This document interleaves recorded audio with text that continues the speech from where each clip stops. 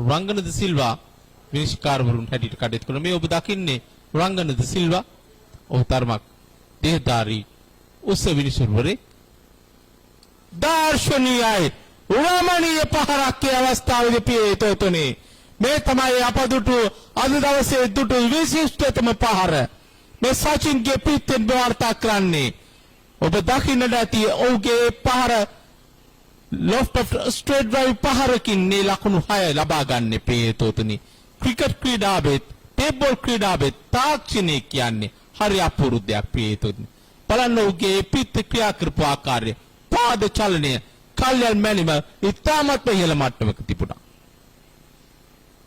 එවරත් රමණීයයි. එවරත් රමණීය හය පහරක්. යෝධදවන්ත හය පහරක්. මේ බලන්න මේ ප්‍රතිකරුවා.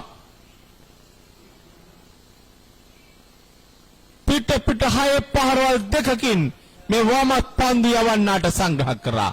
සචින් ලියනකී ඔබේ දකින්නේ. පිහිටුතුනේ උරංගදරේක පමණක් නෙවෙයි අති දක්ෂ ක්‍රිකට් ක්‍රීඩකෙක් ඒ වගේම තමයි අද මේ පොගේ පිට ඇසුරු ආකාරය හරි පුදුම සහගතයි හරි අපූර්වයි බලන්නට ප්‍රියජනකයි